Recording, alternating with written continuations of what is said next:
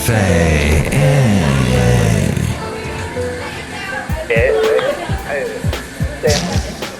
Mike's Daily Podcast. Episode 2565, Mike Matthews. Welcome to the show that is simply entitled Mike's Daily Podcast. Am I entitled? I think I might be. A lot of us are. We just don't really see. I think it is time for Mike to stop singing like this. It sounds annoying, and I guess if you want to take a break and listen to this little percussion thing. Mike's Daily Podcast. There, enough of that.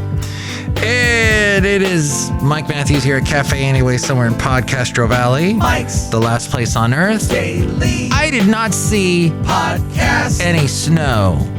Yeah! I got ripped off. I was hearing all about the snow that was coming to the Bay Area, and I didn't see any. Oh, Mike, there was snow. You just didn't see it. You didn't wake up early enough. Oh, I did. I woke up early enough. Just enough for me. Maybe not enough for you, but I didn't see any of it. What? Why? I want some snow. The last show was called Snowfall. So I deserve some snow.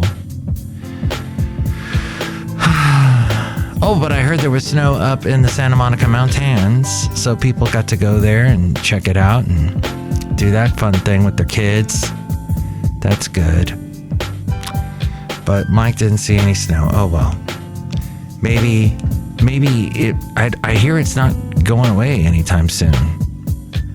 That we're still getting some snow here and there, so I will let you know.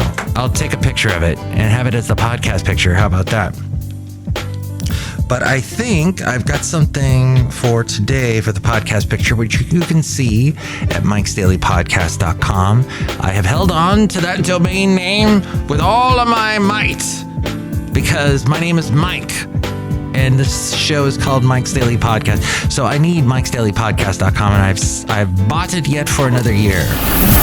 And here's today's podcast picture. It is of a beautiful sunset that happened. I think this was over the weekend, or maybe this was President's Day, and it was in Podcastro Valley, and the blossoms of this tree counter sway to the beauty that is the sunset. See it at mikesdailypodcast.com. I pay for it. I pay a lot for it, so you should go at least click on it once. It's completely safe. Don't worry. I got the whole SSL thing. SSL, whatever that stuff is. I got that on it. And yeah, so it's good to go. The late, great Basil the Boxer. He enjoyed, I guess, he did experience snow once. We were up near Shasta.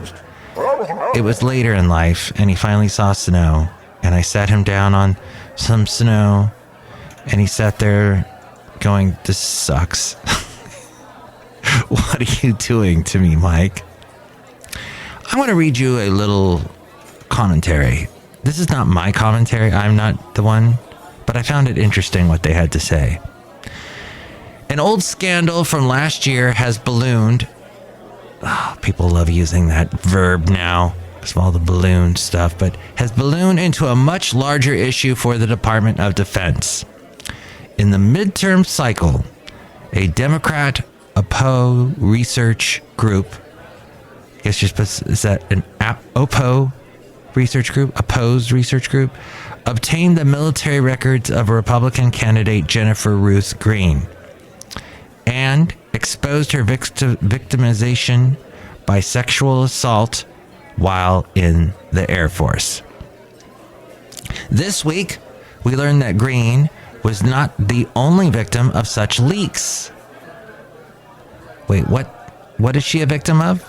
Looked like in the previous sentence she was a victim of sexual assault. But now apparently she's another victim. Because, as this conservative writer, this conservative commentator can't have enough victims. Even though aren't conservatives always yelling about people screaming too much about being victims or victim culture and all that? But this person writes, we learned that Green was not the only victim of such leaks. The Air Force acknowledged that the same group got at least 11 such files in the election. On Tuesday, 2 House Republicans came forward to reveal that they had been alerted to the breach. Representatives Don Bacon and Zach Noon both want answers in the scandal. Confidential information from the Air Force Service leaked to Democratic operatives. It all puts warnings about, quote unquote, the swamp into a new light. It looks like employees at the Defense Department exploited their positions to influence an election on behalf of Democrats. Defense Secretary Lloyd Austin needs to answer for this and tell us how long this may have gone on. Okay. Oh, and there's a cat that just got onto my lap here at Cafe Anyway, the last place on earth. So there was a breach, apparently. Breaches have been happening, as with the release of the reversal of Roe. My cat Rocky is purring quite a bit. I'm going to see if I can get him close to the microphone. No, you can't really hear it. The Air Force acknowledged that the same group got at least 11 such files in the election.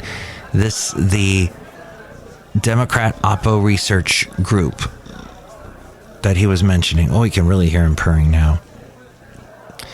So should people be getting leaks? I don't know. I don't know if this is something this person is writing to talk about more. You know, Democrats are cheating in the elections. They're getting leaks. Now, I don't know what exactly did that Republican candidate, Jennifer Ruth Green, did she lose? Because this leak came out, because this information about her getting victimized by sexual assault in the Air Force, did that cause her to lose or something? I don't know what this is. And as we go outside of Cafe Anyway, where we bring you Mike's Daily Podcast, somewhere in Podcastro Valley, the last place on earth. Anyway. But apparently the representatives Don Bacon and Zach Nunn want answers. So I don't know if this is a scandal that's going to be something you ever hear of again. Should confidential information from the Air Force be leaked? No. Does that commentary make you wonder? Maybe this is not something you're hearing very often in the news, this kind of thing. So that's why I throw it out there on my podcast. Also from the Daily Wire, former President Donald Trump visited East Palestine, Ohio. This was Wednesday afternoon, and criticized President Joe Biden over his lack of attention toward the small Rust Belt community as citizens grapple with the recent train derailment and subsequent chemical fallout. Trump toured the town alongside Senator J.D. Vance, who is a Republican in Ohio, and criticized his successor during a press conference held with local officials. He said, "I sincerely hope that when your representatives and all the politicians get here, including Biden, they get back from touring Ukraine, that he's got some money left over," the former commander-in-chief told residents, citing Biden's secret visit to the war-torn nation on Monday. The Biden administration, he said, should ensure that every family has the option of moving and homes and everything else until this thing is straightened out, he said. To the people of East Palestine and to nearby communities in Ohio and Pennsylvania, we have told you loud and clear, you are not forgotten. We stand with you, we pray for you, we will stay with you. Okay, that criticism of Biden being in Ukraine, does that not smack a little weird of that whole thing I played you a couple podcasts back? That interview people have forgotten, that post, or was it a pre-Super Bowl interview that Bill O'Reilly did with Donald Trump, where Donald Trump is talking about how he respects Putin and almost sounded like he's his best bud. And Bill O'Reilly saying, "Oh, but he's an animal. He's a war criminal. He's terrible."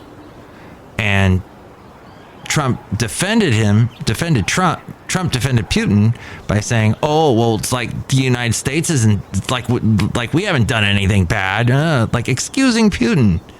And then you saw, this was a couple months later, when they were working on, he met with Putin. I forget where that was exactly, but he came out and did a speech. Trump was on one podium, Putin was on another, and Trump was totally defending Putin, saying that he was strong and powerful, and then talked about some kind of computer server, another thing, trying to get something all into the news about one of Hillary Clinton's servers or something. I'm remembering all this from memory because that's how you remember things. And I don't know if that's exactly. But gosh, what a weird red herring to pull out. Criticizing Biden for going to Ukraine. Of course, Trump believes that the war wouldn't have happened at all had he been president. Because he would have given Putin some kind of, because they're best buds, work something out. Trump would have been like, yeah, just go into Ukraine. And you know how well Trump loved the president of Ukraine by trying to get the information about Hunter Biden back then. It's all weird. It's like nothing has changed since Trump left office. All these weird stories come back around again. Mask mandates were a bust. Speaking of the past couple of years, a new study, this according to the New York Times, published by the British nonprofit Cochrane, has found that mask mandates, including N95 masks, make no difference in reducing the spread of respiratory illnesses, including COVID-19. The study analyzed 78 randomized controlled trials with a total of over 600,000 participants in multiple countries. The conclusions contradict the initial studies that persuaded policymakers to impose mask mandates. States with mask mandates fared no better against COVID than those without, the study found. The mainstream experts and pundits who supported mandates were wrong, and those skeptics who opposed them were right. The Centers for Disease Control and Prevention is criticized for its adherence to its masking guidance, which is undermining the trust required for it to operate in an effective public institution. The Cochrane report should be the final nail in this particular coffin, said the New York Times. And then Seth Leibson said on Twitter, I don't know who that is, but patriotic duty. President Biden politicized and ideologicalized mask wearing with that phrase dozens of times as he waved it around and around in an ignorant display and lesson in how not to. Doubters or skeptics were shamed and shamed. Well, should we have just went around and coughed on each other? Just remember the days pre-vaccine. Suddenly the vaccine comes out and apparently that's worse than the disease. Look, I got COVID. I did not enjoy it. I am sure it would have been 50 times worse had I not been vaccinated. But after 2 months after having COVID, I had a persistent ear blockage that started whilst I had COVID within the first week. And it still is lingering somewhat in my ear.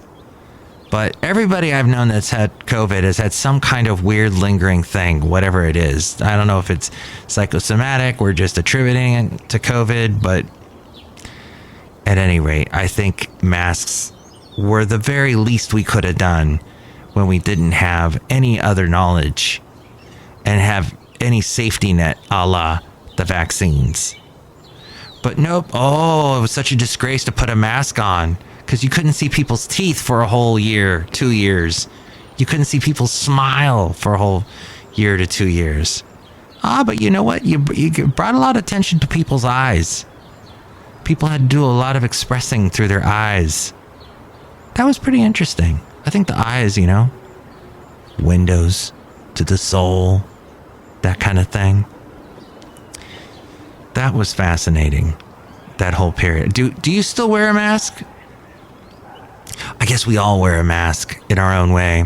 But the masks that, we used to... they still wear them in a lot of restaurants. I work in a building that has a lot of health professionals in there. They're wearing masks all the time. This study seems to say no. I say you need it. You need something. Nowadays, do you need something with everyone vaccinated? Well, I was wearing a mask all the time. I still caught COVID, but that was because I got it from my lovely lady friend. So I was pretty much not going to... There was no way out of that. I was committed once she got it. What do you think about all this? You can call me 510-228-4640, 510-228-4640, and then this little bit. This from Fox News, so you know it's true. He said facetiously, a new Florida bill filed this week would require companies offering gender-affirming health care to be liable for an employee's detransition. The proposed Reverse Woke Act is the name they gave it. A Reverse Woke Act. They come up with such colorful names there in Florida. Like the Disney, what was the Disney one called? The We Hate Disney, or Don't Be Gay, or I don't know, it was some weird. Anyway, it was filed Monday by Florida Senator Blase Ingoglia. And I butchered that name. Representative from Spring Hill, Florida. It would require companies to pay for an employee's detransition, even if that employee is no longer with the company or received the treatment out of state. The National Review says woke businesses need to be held accountable when offering to pay for gender-affirming surgeries in other states, such as California, because they are nothing more than political decisions masquerading as healthcare and human resource decisions, said Disgruntled. Interesting. So, if you're getting the healthcare, that's gender transitioning, and then is this the employee's detransition, and they go back, that company that paid for the initial transition, now they got to pay for the detransition. Wow. This is all happening. Is this stuff getting into the news? Detransitions? It's the cessation or reversal of a transgender identification or gender transition, whether by social, legal, or medical means. Some individuals detransition on a temporary basis. Estimates of the rate at which detransitioning occurs vary, although it is rare. Reasons for detransitioning may vary, may include health-related concerns, finding that the transition did not alleviate gender dysphoria. A lot of people, I'll tell you this, back in the 90s, I worked with someone in the country music world, country radio world, where he believed that he was a woman, and he had the surgery done. And as far as I know, that person's a she still. But so if someone has this, it didn't work, but it worked for him, her, now her, I guess that would be the pronoun. But if it didn't work, they are finding, if it didn't alleviate gender dysphoria, an unaffirming social environment, financial concerns, the realization that the individual's gender dysphoria was a manifestation of another condition, or political, religious, or philosophical disagreements with the transgender rights movement. Like if suddenly you're like, I don't want to be part of the LGBTQ. Academic research into detransition is underdeveloped. Professional interest in the phenomenon has been met with contention, and some scholars have argued that there is censorship around the topic. In politics and popular culture, detransitioning is a contentious topic, and apparently some who detransition report feeling a loss of support by their LGBTQ friends and family. Various sides in the debate over detransitioning have reported harassment from other individuals. Some people regret detransitioning and choose to retransition. All these verbs. Did not know. Some organizations with ties to conversion therapy have used detransition narratives to push anti-transgender agendas and legislation. This all from Wikipedia, so you know it's true. Okay, so that's a thing, and that's happening. And you know who decided to try and push some legislation through about it? Somebody in Florida. That's interesting. Would not happen here in California. I get, maybe, I don't know, maybe we're going to have a reverse woke act. Why is it woke? Oh, because of woke businesses that pay for the transition. Fascinating. And speaking of woke things, in an article for Rolling Stone, Ernest Owens argues that cancel culture is a powerful tool for democracy, allowing the marginalized to hold the powerful accountable. Here's the interesting thing about cancel culture is that it's basically, so this person writes marginalized to hold the powerful accountable. It's fascinating to me that the people that are getting canceled even worry about being canceled. So they're getting taken off of Twitter. Look what happened. Trump got back on Twitter. What are they worried about? It's conversation. It's well, here's the fascinating thing. Watch Sarah Silverman talking on The Daily Show as she's discussing this whole polarity that's going on in our society between Democrats and Republicans, and how some people would not. Democrats, a lot of college students are Democrats. I know I was one. And they say, I do not want to have a Republican roommate. And that's just silly, because you learn so much when you talk to someone from the other side, a politically different point of view. That's so important to discuss things, to get that input, to leave California and live in Alabama and just soak it all up. Maybe at some point you go, ooh, this is too much. I wish I was back in California. Well, guess what? When you're back in California, you miss Alabama. It's a weird thing. People, and this goes back to the podcast I had called Myopic, which got a lot of downloads, by the way, got a lot of plays. Thank you very much if you listened to that. But Ernest Owens, who is a writer for Rolling Stone, explains that cancel culture is not a new phenomenon. Thank you for saying that. I was talking about that on the last podcast. We used to call it PC. But he says it's not a new phenomenon, but a more accessible way for people to call out unacceptable behavior.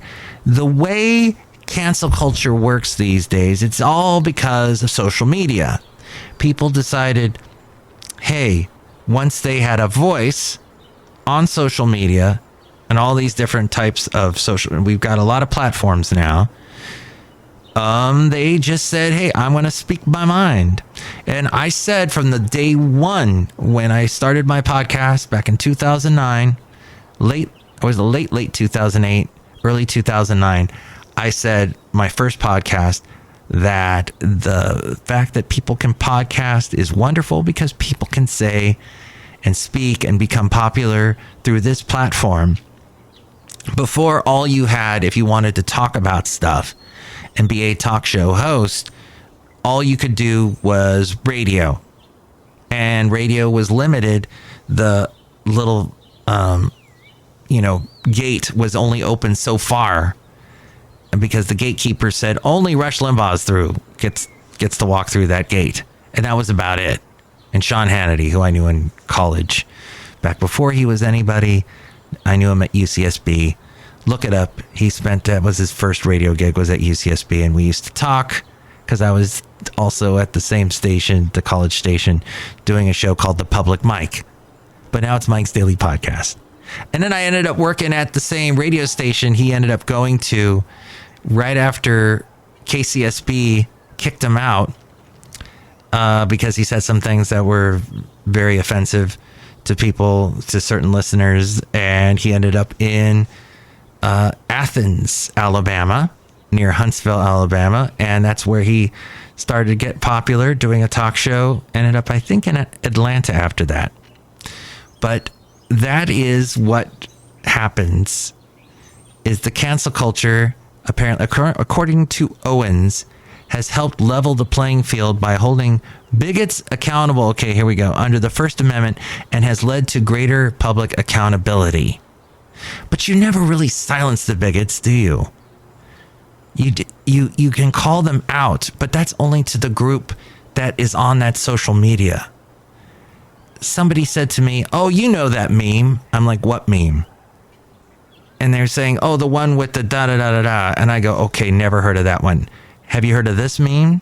Da-da-da-da-da. And they had no idea what that was. Just because it's called a meme doesn't mean everybody on the planet knows what it is.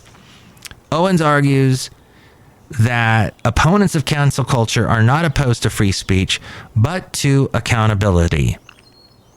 Cancel culture has empowered individuals and led to increased civic engagement, which is particularly important at a time when voting rights are under threat.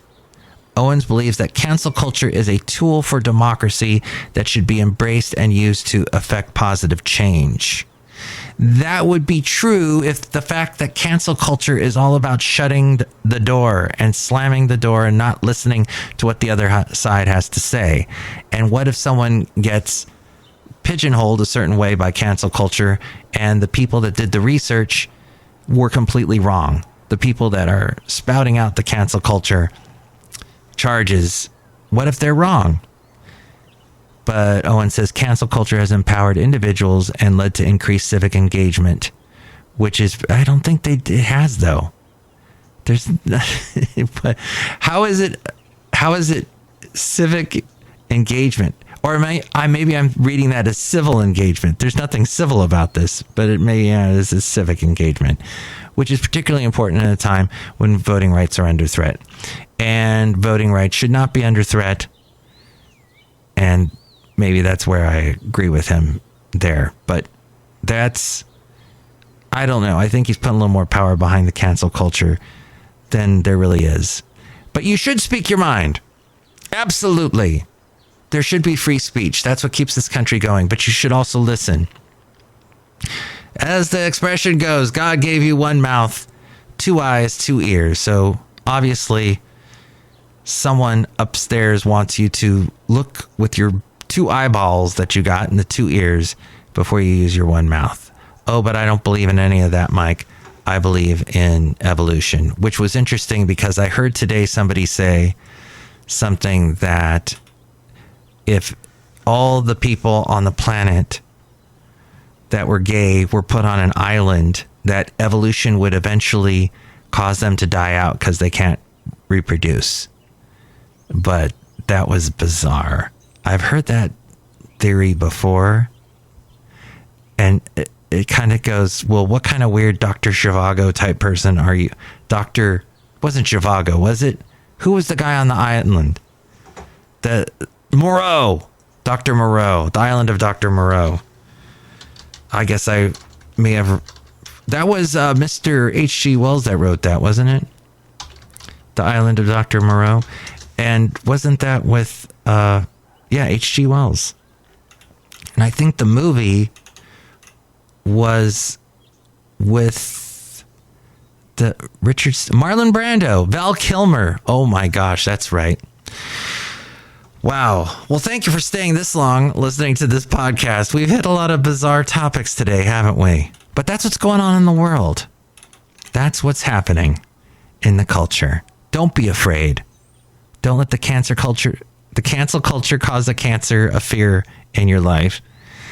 And don't be, if you're afraid of being, what's the word I'm looking for? Minimized, miniaturized, demoralized. If you're afraid of being pushed into a corner, don't be afraid of anything, get out of that corner and don't let the people that are wrong get in your way. Look, believe in yourself. Did I get out of that okay? I'm not sure. Look who's here. Hi, Mike. It's Benita the Rodeo Queen. How y'all doing? It's a Disgruntled Fiddle Player. Tell you what. What? That Dr. Moreau is a great movie, and it's got people turning into animals, and it's all cool, and I don't know what you're talking about with that island thought process that you were talking about. I heard it on a conservative radio station. Oh, okay. You remember back when you'd hear a song on the radio, and you'd go, oh, I'm going to go buy that album. And I get the feeling most people don't buy albums these days. But it was very strange because in the 80s, you would go and buy a record. And then all of a sudden the CD came out. Oh, and if you were cheap, you bought the cassette. If you were really 70s savvy, you had the 8-track. But in the 80s, the CD got really popular because, oh, wow, it's digital. This is amazing. It sounds so clear. And CDs, well, they involved a lot of plastic when you bought them. It was a lot of stuff that just got chucked in the trash. A lot of people lost the cases after a while, scratched up the CDs. And then people got back into vinyl again. And then we enter a world, thanks to Apple, this whole Apple iTunes and everything, and buying and purchasing songs and listening to them in your iPod. And well, now we're in the digital world of streaming stuff. But once upon a time, there were these things called records, and people still want records these days. And I guess radio, it gets crushed a lot by podcasting and by video, people doing video blogs and other doing the TikTok videos. But it all comes back to people like the original. And so I think radio will always be around because it's like the vinyl of listening to audio type features, such as this. Look who else is here. Hello, Mac. I make the delicious root beer. How's the right now? Thank you. Did I get out of that explanation okay? I don't know. But drink it right now. I'll cut you. All right. And oh, fantastic. Well, thank you for listening to the show. Next show, it's going to be I don't even know what did I just drink? I think there was a lot of kale in that. Yeah, it's my kale root beer. Sounds healthy. But I've got like about a forest of leaves stuck in my throat. Before I choke, let me just say, and I've been choking a lot on this podcast, but the next show is going to have the wonderful Madame Rootabega, Valentino, and Bison Bentley to take us out. It is a frame.